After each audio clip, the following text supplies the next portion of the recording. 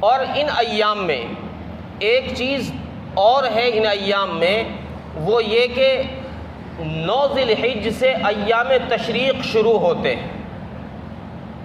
تکبیرات تشریق جو ہیں وہ 5 دن ہیں، یہ بھی اسی ماہ مبارک میں شروع ہو رہے ہیں۔ یہ بھی ایک بہت بڑی عبادت ہے۔ ایام تشریق جو تکبیرات تشریق ہیں، اللہ اکبر اللہ اکبر، لا الہ الا اللہ واللہ اکبر، اللہ اکبر وللہ الحمد، یہ بہت بڑے کلمات ہیں، بہت بڑے کلمات ہیں۔ زبان سے کہنا بڑا آسان ہے ان کو، اور جن لوگوں کے یہ کلمات یاد نہیں ہیں ان کو یاد کر لینے چاہیے 9 ذی الحجہ سے پہلے۔ آج 4 ذی الحجہ ہے، تو ان کلمات کو 9 ذی الحجہ سے پہلے، چونکہ 9 ذی الحجہ سے ان کا ہر فرض نماز کے بعد پڑھنا ہر مسلمان پر، بالغ مرد عورت پر واجب ہو جائے گا، ہر فرض نماز کے بعد۔ اس لیے اس دن کے آنے سے پہلے ان کلمات کو سیکھ لیں۔ یہ کلمات ہیں کیا؟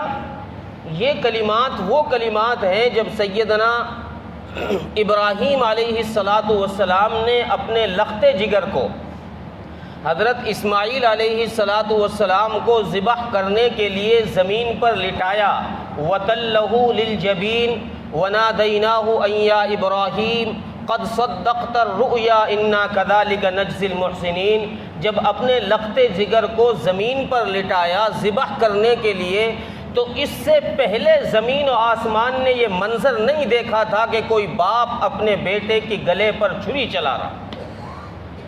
تو زمین و آسمان یہ دیکھ کر تھرا گئے، حیرت زدہ ہو گئے، آسمان کے فرشتے خوف زدہ ہو گئے کہ ربا یہ کیا ہونے جا رہا ہے، باپ اپنے بیٹے کو ذبح کرنے جا رہا ہے۔ فرشتوں کی زبان سے بے ساختہ یہ الفاظ نکلے، اللہ اکبر اللہ اکبر۔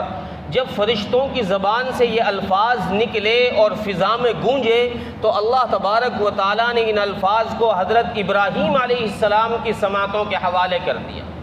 حضرت ابراہیم علیہ السلام کے کان میں جب یہ الفاظ پڑھے تکبیر کے، تو حضرت ابراہیم علیہ السلام نے ان الفاظ کے سنتے ہی یہ فرمایا، لا الہ الا اللہ اللہ اکبر۔ حضرت ابراہیم علیہ السلام نے جب یہ کلمات کہے، تو باپ کی زبان سے نکلے ہوئے کلمات جب بیٹے کے کان میں، حضرت اسماعیل کے کان میں پہنچے، تو بیٹے نے کہا اللہ اکبر وللہ الحمد۔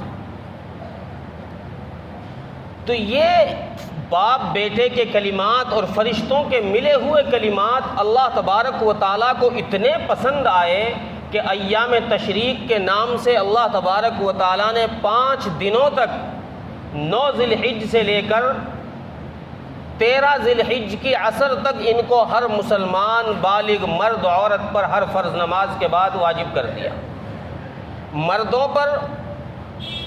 مردوں پر بلند آواز کے ساتھ، اکیلے پڑھ رہا ہو نماز یا جماعت سے پڑھ رہا ہو، مرد جو ہے بلند آواز سے یہ کلمات کہیں گے، اور عورتیں آہستہ آواز سے ان کلمات کو کہیں گے ہر فرض نماز کے بعد۔ اچھا، یہاں ایک مسئلہ یہ بھی ذہن میں رکھ لیں کہ یہ جو کلمات ہیں 9 ذی الحجہ سے 13 ذی الحجہ تک ہیں، ہر فرض نماز کے بعد، عید الاضحیٰ کی نماز کے بعد بھی۔ 13 ذی الحجہ سے پہلے اگر کسی کی کوئی نماز چھوٹ گئی، قضا ہو گئی، اور اس نماز کو یہ شخص 13 ذی الحجہ سے پہلے ادا کر رہا ہے، 9 ذی الحجہ کے اور 13 ذی الحجہ کے درمیان 9 ذی الحجہ سے پہلے چھوٹی ہوئی نماز کوئی قضا کر رہا ہے 13 ذی الحجہ اور 9 ذی الحجہ کے بیچ میں، تو اب اس نماز کے قضا کرنے کے بعد یہ شخص ان کلمات کو نہیں کہے گا۔ ایک بات۔ دوسری بات یہ کہ اگر کسی کی 9 ذی الحجہ اور 13 ذی الحجہ کے بیچ کی نماز کوئی چھوٹ گئی ہے، 9 ذی الحجہ سے 13 ذی الحجہ تک کے درمیانی اوقات کی کوئی نماز کسی وجہ سے چھوٹ گئی، اب یہ اس کو 13 کے بعد قضا کر رہا ہے، 13 کے بعد اس کو قضا کر رہا ہے، تو اب اس نماز کے بعد بھی یہ تکبیرات نہیں کہی جائیں گی۔ دو باتیں ہو گئی۔ تیسری بات، اگر کسی شخص کی نماز 9 ذی الحجہ کے بعد چھوٹی اور اس نے اس کو قضا کیا 13 ذی الحجہ سے پہلے 9 ذی الحجہ کے بعد چھوٹی، یعنی ایام تشریق میں سے کسی بھی وقت کی نماز چھوٹ گئی، اس کو یہ قضا کر رہا ہے ایام تشریق کے اندر ہی، 9 ذی الحجہ سے پہلے ہی، تو اب اس نماز کے قضا جب کرے گا تو اس کے بعد بھی یہ کلمات کہے جائیں گے۔ اس چیز کا خیال رکھیں۔ ہاں اگر کلمات، بعض دفعہ ایسا ہوتا ہے کہ مسجد کی جماعت ہو رہی ہے، جماعت کی نماز میں تو کسی نہ کسی کی یاد آ جاتی ہے تو سب کہہ دیتے ہیں۔ تنہا پڑھنے میں بعض دفعہ ایسا ہوتا ہے کہ چھوٹ جاتی ہے، بھول جاتا ہے انسان۔